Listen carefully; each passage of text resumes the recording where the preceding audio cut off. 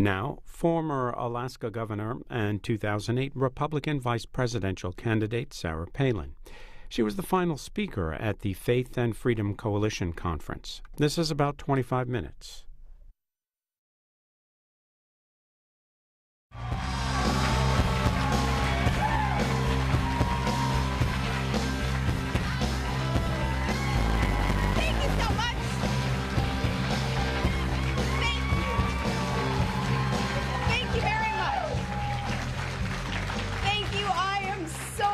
To get to be here, and Todd and I are here because of you. You have taken time out of your busy schedules to be here and to be involved, and Todd and I were just talking about this backstage. It's not about me, it's not about us. It's about you being involved and trying to defend our republic and save our country. So thank you so much for being here. I wasn't going to start off already getting all blubbery on you, but you know, you do my heart well, really. It's good to be among friends, and it is great to be here. It is so interesting to be in Washington, though, isn't it? I don't get back here that often, but every time I do, it just seems to get more and more surreal. I was going to ask Ralph, too, if he'd encountered any protesters here. If there's any protesters, you know, speak now or forever hold your peace. Because facing the protesters, facing the critics, that's something I do well. And it's easy to spot them in the parking lot in their itty-bitty purple Volts. What gives them away is that re-elect Obama bumper sticker. That bumper sticker might as well say, yeah, I'm still dense. Really, I've rolled my truck window down as I pulled up to these guys, some of them, and said, really? Why? You know, sincerely wanting to know what is their thinking. Why would they support failed policies? And one reply I got before the 2012 race, a guy said, well, I'm not a racist, so I voted for him to prove it. And I replied, nor am I a racist. And hey, buddy, next time, vote for someone else to prove you're not a knucklehead. But now more than ever, it just seems so Orwellian around here. You know, 1984, and, you know, before this 1984, terms like leading from behind meant following. And like the other day, the White House testifying before Congress, bragging that they used the least untruthful statement. Now, where I come from, that's called a lie. Yes, officials lied and government spied, and in Benghazi, government lied and Americans died. But finally around here, those scandals are being revealed. Finally, you know, people are waking up to what's going on, and these scandals are coming at us so fast and furious.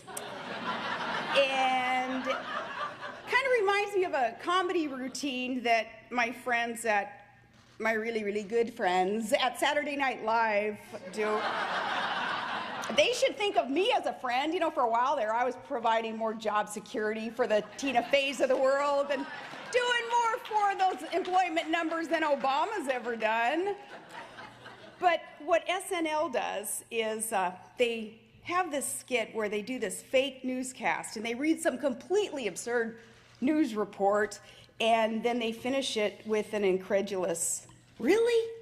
Well, as in, our government spied on every single one of your phone calls, but it couldn't find two pot-smoking deadbeat Bostonians with a hotline to terrorist central in Chechnya.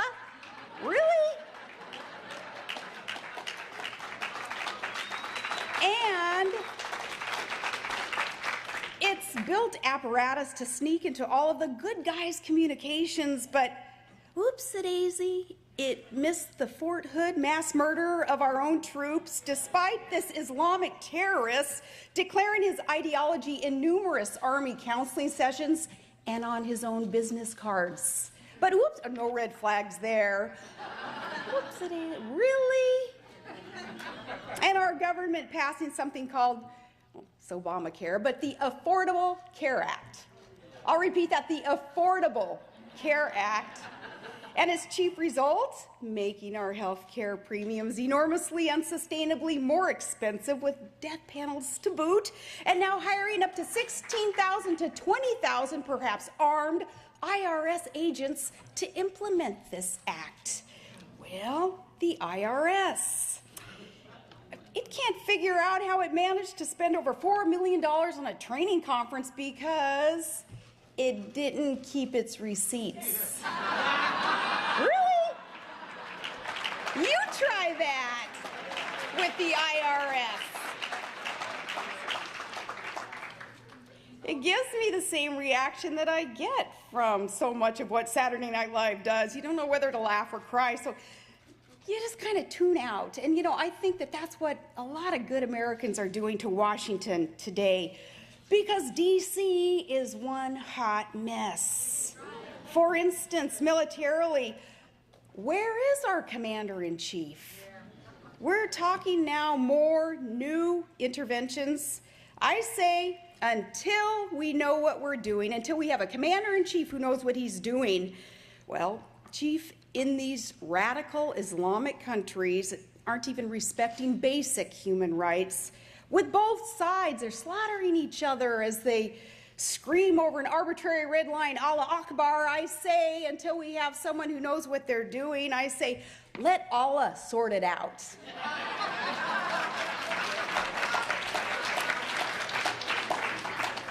But friends, we're gathered today in a city that is awash in scandal. In other words, it's just another Saturday afternoon in D.C. But to me, this one feels different. The scandal, I mean. Something more is going on than your garden variety government corruption or even illegality. As the left would say, this is shaping up to be a teachable moment. What's going on says something fundamental about our relationship to our government. And for the perfect teacher in this teaching moment, we need look no further than one Becky Garretson. Now, Becky's a wife and a mother. She's a mama grizzly, and she's living in small town USA, Wetumpka, Alabama. And before last week, you probably had never heard of her, but Becky came to Washington recently to do something really that no American should ever have to do, and that was to beg for her rights. Becky came to Washington not as a victim, though, but as a victor, as a warrior. Wetumpka, home of the Indians, though, so what'd you expect, Washington, when she was there? This lady had been singled out for her political beliefs. She's a Tea Partier. But she came to Washington not to apologize, but to evangelize. Yeah, right. Becky had been treated by her government as an uppity yokel, a dangerous hick who needed to be brought down in an avalanche of red tape. But Becky came to Washington not as a subject, but as a citizen. She made her case better than I ever could have. Part of what she said to Congress, she said, where I come from, quote, we are patriotic Americans. We peacefully assemble. We petition our government. We exercise our right to free speech, and we don't understand why our government tried to stop us. She went on to say, I am not here today as a serf, she said. I am not begging my lords for mercy. I am a born free American woman, a wife, a mother, a citizen, and I'm telling my government that you have forgotten your place.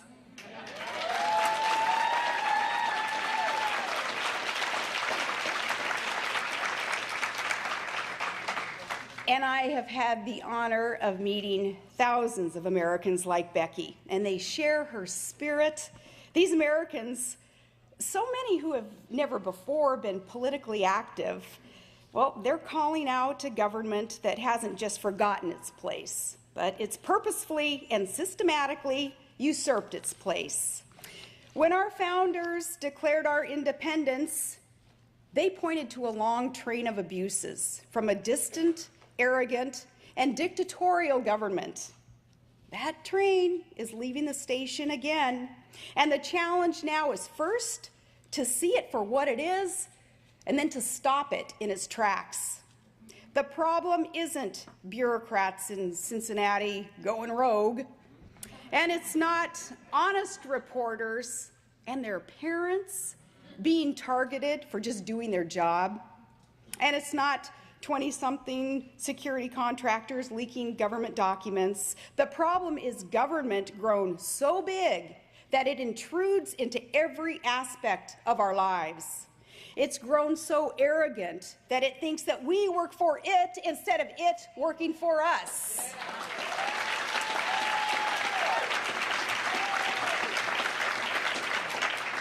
The problem is we've got these politicos with this religious faith in the power of government and elitist disdain for the rights of we the people.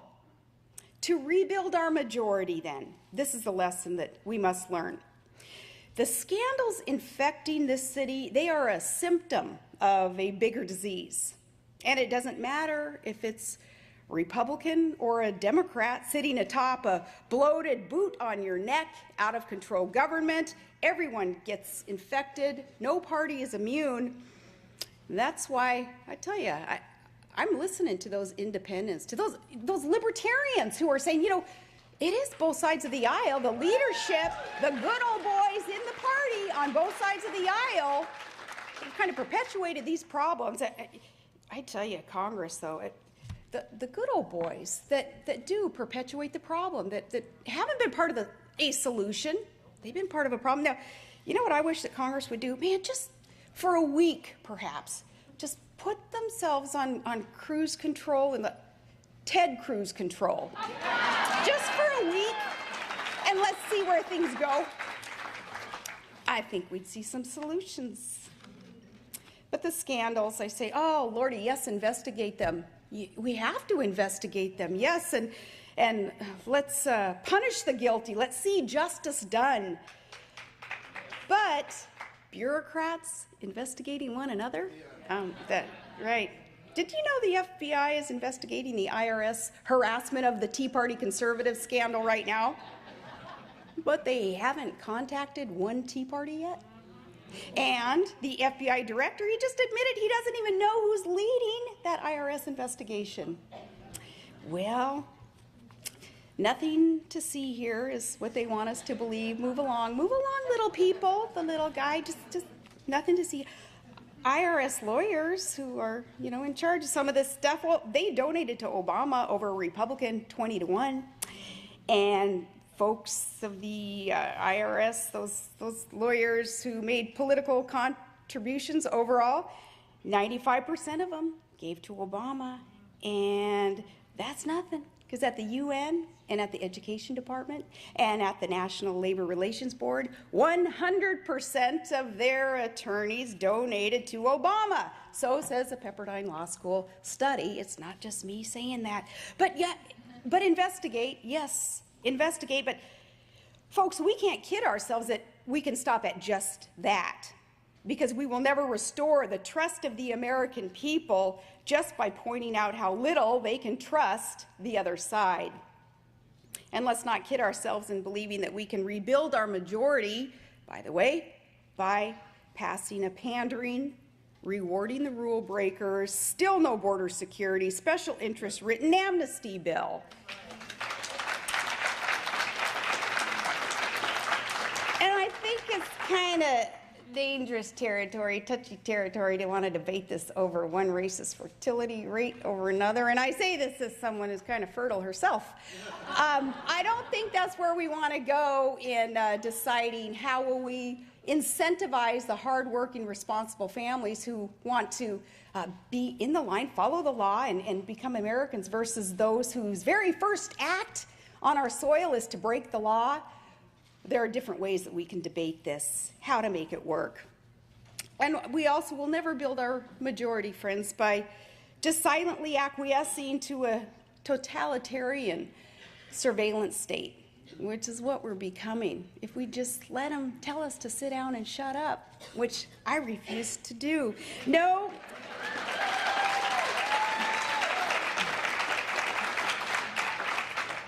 We have nothing to gain by just loudly condemning the tactics of the left while we retreat and quietly adopt their philosophy. Because we are a free-born people. And the day that we forget that, the day that we stop worrying about the tyranny lurking around every corner, which Barack Obama just told a group of graduates recently that they should ignore and forget about. No, that's the day that we lose our freedom. That's the day we stop being citizens and we become subjects. As our founders, and our sacrificial veterans, as they roll over in their sacred graves, too many forgetting today the words that they spoke, the words that we must be willing to say today. Their words that launched the revolution. Remember what Patrick Henry said. He said, "I know not what course others may take, but as for me, give me liberty or give me death."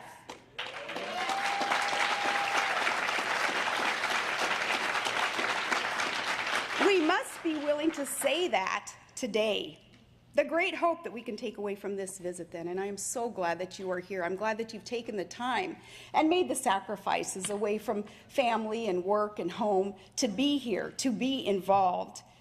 I can't thank you enough it's just so encouraging for me, for Todd. It's so encouraging for normal, average, everyday Americans who are counting on you to have that stiff spine and to be bold and to push back what this movement that is tyranny, what it's doing to our country. I can't thank you enough for being here, and the great hope that we can take away from you being here, from this visit to Washington, is that Americans like Betsy Garretson and Tea Partiers, they already know all this that I've spoken of. Not only do you value your freedom, but you are willing to fight for it. In hundreds of towns across America, from Wetumpka to Wasilla, so many Americans are fighting the good fight. And I know, because I've met them, and I've been in their homes. They've been in mine. And I serve them moose chili and blueberry pie when they come to my home. And they are the rock. They are the rock upon which that we will build this new majority. And they are the voice that can reach millions of other patriots of all race, color, and creed who also value the dignity and the opportunity of freedom. They are the brave. They, having kept faith with everything that we love about this land of the free. And we will have no hope of reclaiming our country, and we will deserve it even less if we fail to keep faith with them. That is the message that our leaders, our political leaders, especially those leaders in the GOP, need to understand. You do not marginalize, you don't discredit and dismiss everyday, average, hardworking Americans, those who are part of that grassroots Tea Party movement even, who want to affect the positive change, because too often, leaders, you're not doing it. The people, we the people, have to do it. We can't count on our politicians in Washington, D.C. to do this for us. This also, though, speaks to the idea, the action needed on a local level. I ran for city council. I was a small town mayor. I was a commissioner of oil and gas, moved up to a governor's seat. You have to start on a local level affecting that change. You don't just accept the good old boys trying to shove things down in your own hometown either that aren't part of a liberty-loving populace that is here running their businesses, raising their families, assuming that everybody understands what our Constitution says, assuming that, of course, it's in our heart and soul that we will follow our Constitution, we won't erode our Constitution. Start on the local level, affecting that change as you work on these higher levels of politicos who happen to be in charge of our country. Start on that local level, or do both. Just do both, local and national, okay? Because time's a-wasting, and we need both. But we will fail to reclaim our country if we do not keep faith with those Americans. They knew, you knew, that this land was dedicated to our Lord God, and He has blessed it. And we do well to rededicate it at this time to our one true Heavenly Father.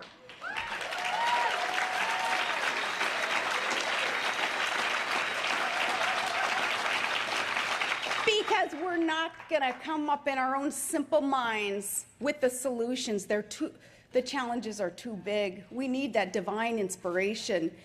We need to ask that hand of protection and the blessings of our Father again to fall upon our nation. Not that we are a deserving people, but that's what God's all about, grace and mercy and forgiveness. And if we ask for this, and if we do rededicate our land to our Lord, things will turn around. And I know that at least you all can appreciate that. So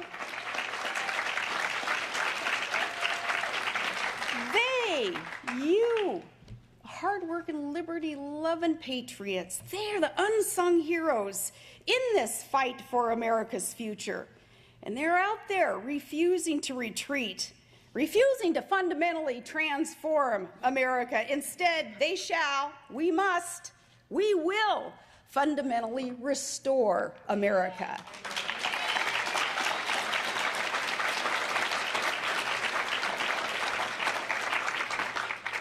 With that, I want to thank you again, and I want to ask you to keep up the good fight.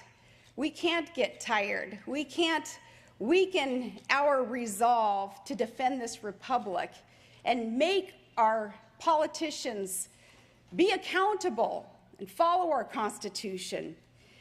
And I tell you, you are the unsung heroes. I happen to have been handed a microphone and get to stand behind a podium once in a while.